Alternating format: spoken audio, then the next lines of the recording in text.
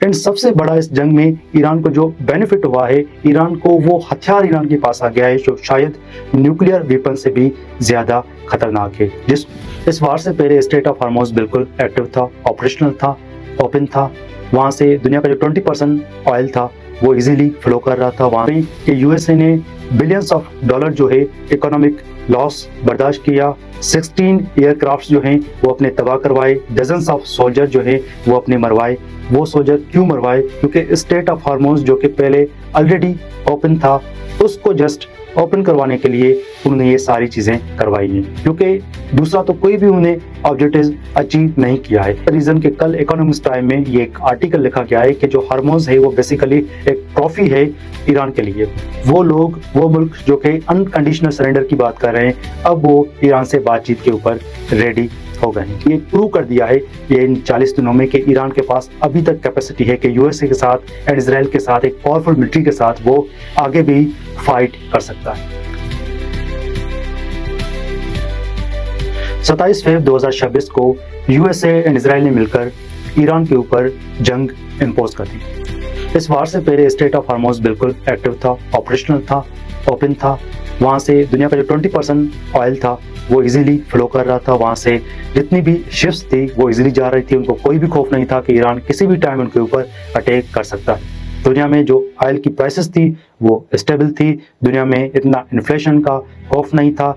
Stock exchange पर normally trade हो रहा था। तो ये स्ट्रेट ऑफ हॉर्मुज़ का एक स्टेटस था बिफोर द वॉर। अगर वार से पहले गल्फ कंट्रीज की बात की जाए तो वहाँ पर स्टेबिलिटी थी, वहाँ पर सर्टेनिटी थी एंड उनका जो ऑयल एक्सपोर्ट था वो नॉर्मली फ्लो कर रहा था। उनके पोर्ट्स टर्मिनल ऑपरेशनल थे, एक्टिव थे एंड गल्फ कंट्रीज में, मिडिल ईस्ट में यूएसए के जो मिलिट्री बेसिस थे वो बिल्कुल एक्टिव थे, स्टेब्लिश थे। उनको कोई भी डैमेज नहीं हुआ था एंड यूएसए की मिलिट्री की बिल्कुल एक डोमिनेंस थी मिडिल ईस्ट में बिफोर दिस वॉर।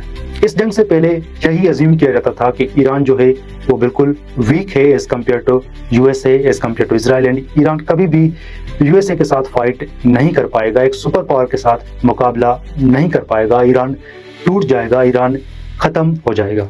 इसके अलावा अजम्पशन यही था कि अगर यूएसए ईरान के साथ फाइट करता है तो यूएसए के जो अलाइज हैं, जो नेटो कंट्रीज हैं, वो यूएसए का साथ देंगे, यूएसए को बेसिस प्रोवाइड करेंगे कि वो उन बेसिस को यूज करते हुए ईरान के ऊपर अटैक कर दे। बट उसके बाद क्या होता है कि 27 फरवरी 2026 को यूएसए एंड इजराइल ईरान के ऊपर अटैक करते।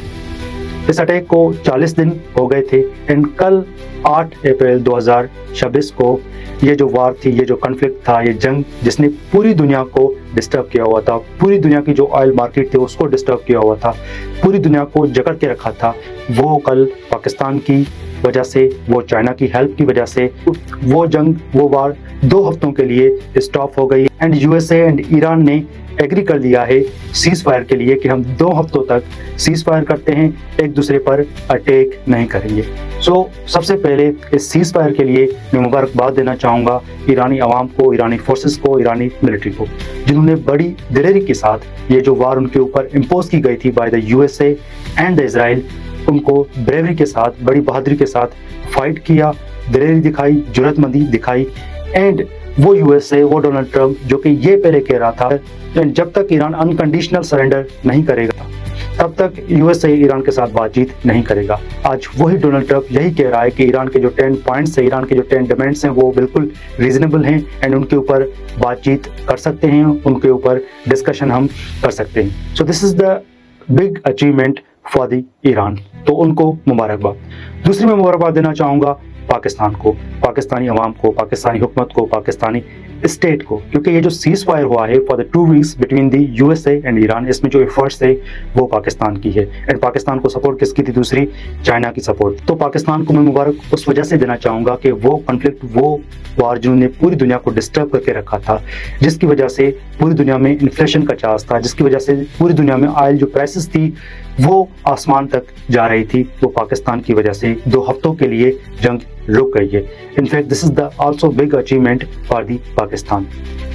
अब हम अपनी टॉपिक्स पर बात करते हैं कि ये जंग जो कि ईरान के ऊपर इम्पोज की गई थी, जो कि 40 दिन तक चली, इस 40 दिनों में बहुत सारे जो मिथ्स है वो खत्म हो गए, बहुत सारी जो रियलिटीज थी, बहुत सारी फैक्ट्स हैं वो पूरी दुनिया के सामने आश्कार हो गई हैं, पूरी दुनिया के सामने डिस्क्लोज हो गई हैं। वो फैक्ट्स क्या हैं, वो मिथ्स कौन से थे जो खत्म हो गए हैं, आज हम उनके ऊपर बातचीत करेंगे। सबसे पहला मिथ यही था कि यूएसए को मिडिल ईस्ट में, गल्फ कंट्रीज में एक सिक्योरिटी प्रोवाइडर, एक प्रोटेक्टर, एक निगहबान, चौकीदार समझा जाता था। यही कहा जाता था कि मिडिल ईस्ट, गल्फ कंट्रीज उस वजह से स्टेबल है, वहां पर सर्टेनिटी, स्टेबिलिटी उस वजह से, क्योंकि वहां पर यूएसए के बेसिस हैं एंड यूएसए के बेसिस की वजह से कोई भी कंट्री वहां पर अटैक नहीं कर सकता। This is the reason gulf countries बहुत स्टेबल थे एंड वो सेफेस्ट हेवन कंसिडर किए जाते थे फॉर द इन्वेस्टमेंट। बट हमने क्या देखा कि वो जो चौकीदार था, वो चौकीदार ही गल्फ कंट्रीज के लिए सबसे बड़ी लायबिलिटी बन गया, सबसे बड़ा थ्रेट बन गया इन 40 दिनों में।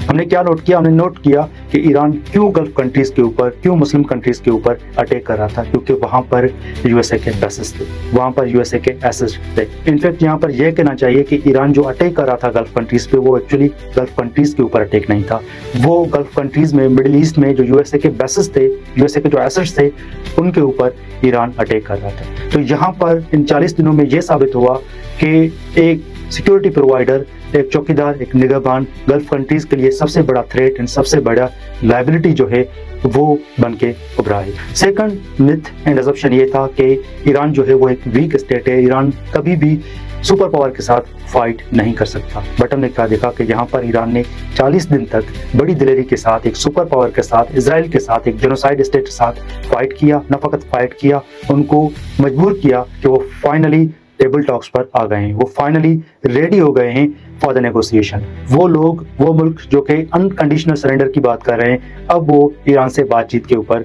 रेडी हो गए हैं। So this is the biggest achievement for the Iran. Apart from this, अगर हम देखें कि इन 40 दिनों में यूएस को क्या मिला है, यूएस ने क्या हासिल किया है एंड ईरान ने फाइनली क्या हासिल किया है इन 40 दिनों में। सबसे पहले देखते हैं कि यूएसए के ऑब्जेक्टिव्स क्या थे जंग के पीछे। तो यूएसए ने यही बताया था कि हमारे जो ऑब्जेक्टिव हैं वो ईरान में रिजीम चेंज है, ईरान के पास जो यूरेनियम कैपेसिटी है उसको खत्म करना है, ईरान के पास जो मिसाइल कैपेसिटी है उसको खत्म करना है, ईरान की मिलिट्री नेवी को खत्म कर देना है। और कभी वो बोलते थे कि ईरान में जो ऑयल के रिजर्व्स हैं उनके ऊपर कंट्रोल करना है। अब इन 40 दिनों में यूएसए ने ये सारे अपने ऑब्जेक्टिव्स अचीव करने के लिए क्या क्या नुकसान बर्दाश्त किया है उनके ऊपर बातचीत करते। पहले बिलियंस ऑफ डॉलर्स जो है इन 40 दिनों में यूएसए को जो लॉस है वो सफर करना पड़ा है। Apart from this, dozens of the soldiers USA के मारे गए हैं। इसके अलावा 16 जो एयरक्राफ्ट है यूएसए के वो बिल्कुल तबाह हो गए हैं, जिनकी बिलियंस ऑफ डॉलर जो है वो वर्थ है। अब यूएसए को एट द एंड ये सब कुछ नुकसान बर्दाश्त करने के बाद यूएसए को क्या मिला? यूएसए को कुछ नहीं मिला। क्या यूएसए के जो ऑब्जेक्टिव्स थे वो ऑब्जेक्टिव्स यूएसए अचीव कर चुका है इस 40 दिनों में? आंसर इज नो, क्योंकि उनका पहला जो ऑब्जेक्ट था वो रिजीम चेंज, ईरान में आज तक रिजीम चेंज नहीं हुई। ईरान की जो न्यूक्लियर कैपेसिटी है वो अभी तक खत्म नहीं हुई। ईरान के पास अभी तक मिसाइल जो टेक्नोलॉजी है वो इंटैक्ट है। ईरान की अभी तक जो नेवल फोर्स है वो प्रॉपर काम कर रही है। ईरान फाइट बैक कर रहा है और ईरान ने ये प्रूव कर दिया है ये इन 40 दिनों में कि ईरान के पास अभी तक कैपेसिटी है कि यूएसए के साथ एंड इजराइल के साथ, एक पावरफुल मिलिट्री के साथ वो आगे भी फाइट कर सकता है। अब यहाँ पर अगर हम ईरान की बात करें कि इन जंग में ईरान को क्या मिला है, ईरान को क्या हासिल हुआ है, तो सबसे पहला जो मिथ था कि ईरान फाइट नहीं कर पाएगा वो मिथ खत्म हो गया है। ईरान ने फाइट किया एंड सबसे बड़ा इस जंग में ईरान को जो बेनिफिट हुआ है, ईरान को वो हथियार ईरान के पास आ गया है जो शायद न्यूक्लियर वेपन से भी ज्यादा खतरनाक है, जिसको ईरान ने प्रॉपरली यूटिलाइज करते हुए पूरी दुनिया को डिस्टर्ब कर दिया एंड पूरी दुनिया की जो ऑयल मार्केट थी उसको रोक रख दिया, उसको डिस्टर्ब कर दिया। कौन सा है? वो हथियार है स्टेट ऑफ हार्मोन्स। तो ईरान ने स्टेट ऑफ हार्मोन्स को एज अ लेवरेज के तौर पर यूज करते हुए पूरी दुनिया में जो ऑयल मार्केट थी उसको डिस्टर्ब कर दिया एंड फाइनली यूएसए को मजबूर कर दिया कि यूएसए जो है वो टेबल टॉक पर आ जाए। रीजन के कल इकोनॉमिक्स टाइम में ये एक आर्टिकल लिखा गया है कि जो हार्मोन्स है वो बेसिकली एक ट्रॉफी है ईरान के लिए, जो कि वार से पहले बिल्कुल खुली हुई थी, उसके ऊपर ईरान का इन्फ्लुएंस नहीं था। अब जो है उसके ऊपर ईरान का इन्फ्लुएंस है। अब क्यों ये ट्रॉफी है for the Iran state of hormones?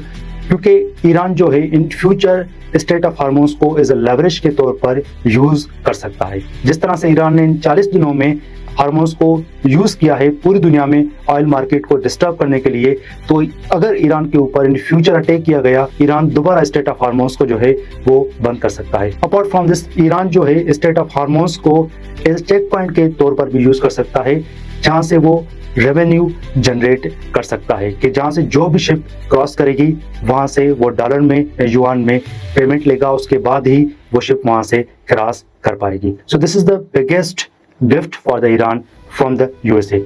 अगर यहाँ पर इसको हम कंक्लूड करें कि यूएसए ने बिलियंस ऑफ डॉलर जो है इकोनॉमिक लॉस बर्दाश्त किया, 16 एयरक्राफ्ट जो हैं वो अपने तबाह करवाए, डजन्स ऑफ सोल्जर जो है वो अपने मरवाए। वो सोल्जर क्यों मरवाए? क्योंकि स्टेट ऑफ हार्मोन्स जो कि पहले ऑलरेडी ओपन था, उसको जस्ट ओपन करवाने के लिए उन्होंने ये सारी चीजें करवाई हैं, क्योंकि दूसरा तो कोई भी उन्हें ऑब्जेक्टिव अचीव नहीं किया है। अब ये जो स्टेट ऑफ हार्मोन्स है वो ईरान के पास ऐसा लेवरेज आ गया है, ऐसा हथियार आ गया है जो कि शायद न्यूक्लियर वेपन से ज़्यादा खतरनाक है, जिसको ईरान किस टाइम भी यूज़ करते हुए पूरी दुनिया की, पूरी ग्लोब की जो ऑयल मार्केट है उसको डिस्टर्ब कर सकता है, पूरी दुनिया में जो ट्रेड है उसको डिस्टर्ब कर सकता है, पूरी दुनिया की जो स्टॉक एक्सचेंज है उसको डिस्टर्ब कर सकता है। सो होपफुली हमारी दुआ है कि 10 अप्रैल को ये जो पाकिस्तान में नेगोशिएशन टॉक हो रहे हैं, ये टॉक कामयाब हो जाए एंड मिडिल ईस्ट में हमेशा के लिए अमन हो जाए।